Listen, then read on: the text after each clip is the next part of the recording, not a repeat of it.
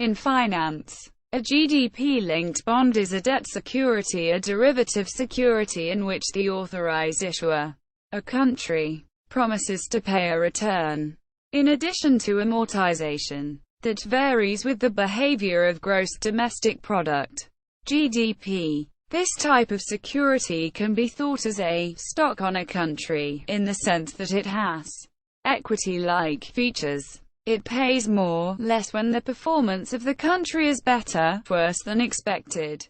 Nevertheless, it is substantially different from a stock because there are no ownership rights over the country. GDP-linked bonds are a form of floating-rate bond with a coupon that is associated with the growth rate of a country. Just as other floating-rate bonds are linked to interest rates, such as LIBOR, a federal funds rate, or inflation rates, which is the case of inflation-indexed bonds.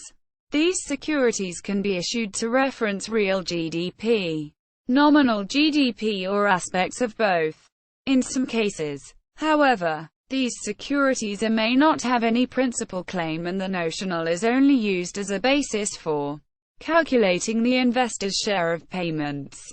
The term GDP-linked bond is often used interchangeably with the terms GDP-indexed bond, GDP-linked security, and GDP-indexed security in the literature. Sometimes the term warrant is used as well. This is likely because it is a relatively new asset class in which there are few real examples, the few of which were created from restructurings rather than primary issuance. There is also a variety of different ways that these instruments can be structured. For example, they can take the form of equity-like securities where payments are solely contingent on GDP growth, or another extreme where they can resemble vanilla bonds with adjustments based upon GDP performance. The country will designate the classification in the instrument's indenture or prospectus. Advantages for the issuer. Debt service varies with ability to pay. Therefore, if a country has poor economic performance, it needs to pay less on its obligations to the investors. This means that this type of security has countercyclical features. The existence of this type of debt can reduce the probability of default because they tend to keep the debt-GDP ratios within a narrower range than fixed-income bonds. GDP-linked bonds also act as automatic stabilizers and reduce the temptation for policymakers to spend too much in periods of high growth. In this sense, this type of bond may be especially useful for developing countries where the presence of weaker institutions makes it easier for governments to implement more volatile policies. Moreover, this type of bond allows governments to implement less volatile tax policies, since there is less need to increase taxes during times of poor economic performance because it is precisely during these times when debt repayments are lower. If we believe that agents prefer to smooth consumption across time and across states of nature, then it's worth it to do so. Hence, using GDP-linked bonds may be welfare improving. Furthermore, emerging markets are usually forced to actually undertake more austere measures in times of crises than their developed counterparts, and it is common to see that emerging markets reduce public expenditures in times of crises with the purpose of reassuring international investors. This means that countries cut their expenditures when they need it the most. In terms of social policy, it has been mentioned that GDP-linked bonds disproportionately benefit the poor because using them reduces the need to cut social benefits when economic performance is low, given that the debt repayments are lower. For a corporate issuer, a project finance issuer whose revenues will be driven by, amongst other things, GDP, to issue GDP-linked debt would leave the overall capital structure less risky.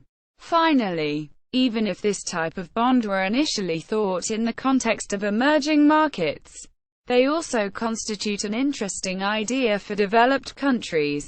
Advantages for the investor. For an investor who wants to purchase an income stream that rises with average incomes, but does not want the volatility of the stock market.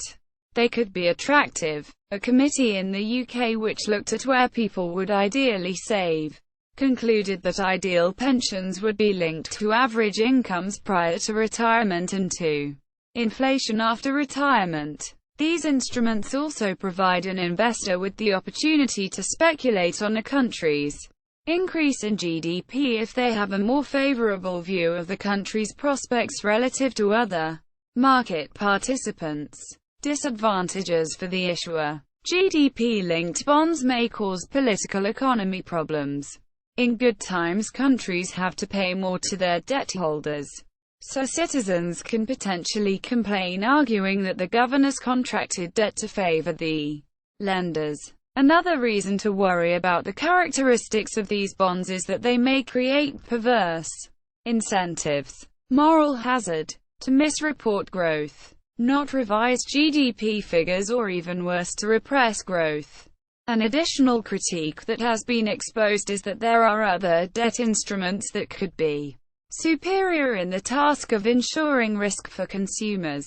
That is, for example, the case of CPI-indexed local currency bonds. Crises are generally accompanied by large exchange rate depreciations that are driven by the fall in domestic consumption. This fall in consumption decelerates the CPI growth, and in turn bonds linked to it pay less during crisis. Given that economic agents are more interested in consumption smoothing than in the stabilization of output, CPI-indexed local currency bonds may provide a better insurance against shocks than GDP-linked bonds. However, these types of bonds do not allow direct exposure to real GDP growth and only permit investors to smooth out consumption if they have a natural exposure to the CPI of the nation, such as citizens of the nation. Disadvantages for the investor. There may not be a sufficient amount of participants to issue and invest in this type of security.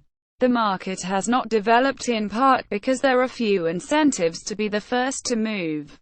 Being one of the initiators in this type of market implies taking risks and undergoing a learning process that many agents are not incentivized to do.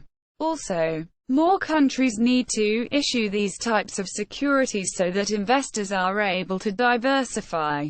Given these facts, there is scope for public intervention. For example, an initiative from multilateral institutions could play the role of first mover and coordinate issuances of GDP-linked bonds from different countries. There may, thus, be a discount reflecting illiquidity. These securities introduce investors to new forms of risks different from other sovereign instruments. Investors are exposed to the country's GDP level and growth path, which may or may not be favorable. Moreover, investors may be at the mercy of the issuing country honesty with respect to economic data. The methodology for valuing these securities is also somewhat complex, as these are akin to financial derivatives. Lastly, the ranking of these instruments in the case of a debt default may not be favorable, as these are equity-like instruments which, as in the recent Greece and Argentina GDP-linked securities, have no legal principal claim. Historical background. Previous to the actual issuance of GDP-linked bonds, there were some financial innovations that lead to the appearance of bonds that had features related to the economic performance of the issuing country. Mexico issued several bonds indexed to oil prices during the 1970s and later on, in the early 1990s. Mexico, Nigeria, Uruguay and Venezuela issued some Brady bonds with value recovery rights, VRR, that were structured to pay higher returns when the price of certain commodities was sufficiently high. The first pure GDP-linked bonds were issued by Costa Rica, Bulgaria and Bosnia-Herzegovina, also in the context of the Brady restructuring agreements. In the 1990s, Greece and Argentina issued warrant-like instruments with some similarities to GDP-linked bonds, as part of their recent restructurings in 2012 and 2005 respectively.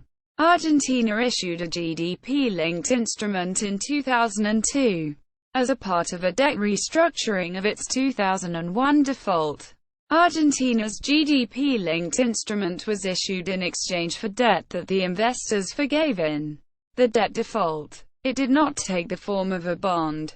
However, as it did not have any principal due associated with it, the annual dividends of the instrument can allow the investor to recoup up to 48% of the notional of the instrument, provided that Argentina's GDP growth exceeded certain benchmarks over 30 years. Greece issued a GDP-linked instrument as part of its debt default in 2012, somewhat similar to a GDP-linked bond.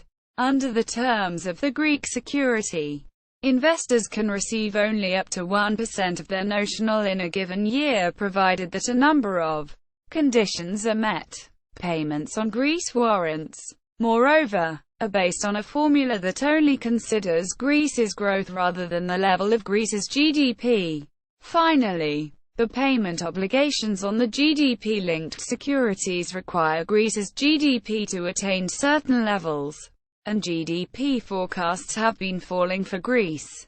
The Greece GDP warrants are not technically bonds, as investors do not have any principal claim against the government of Greece in the event of a default. A simple example: suppose a country has been growing in the last few years at an average rate of 3% and is expected to do so in the coming years. Suppose also that this country can issue debt using a fixed income bond with a coupon of 7%. This country can issue a GDP-linked bond that pays 7% when output growth at the end of the year is exactly 3% and will pay more or less accordingly to its economic performance. That is, for example, if the country grows 1% instead of 3%, then the GDP-linked bond will pay a coupon of 5% instead of 7%. Conversely, if there is an unusually better economic performance and the country grows 5% instead of 3%, then the GDP-linked bond will pay a coupon of 9%. Categories. Schiller method. The value of the instrument depends on the value of GDP. Borenstein and Mauro. The return varies with the growth rate of real GDP. See also: bond, finance, common stock, derivative, finance, equity, inflation index bonds, floating rate bond, warrant, finance.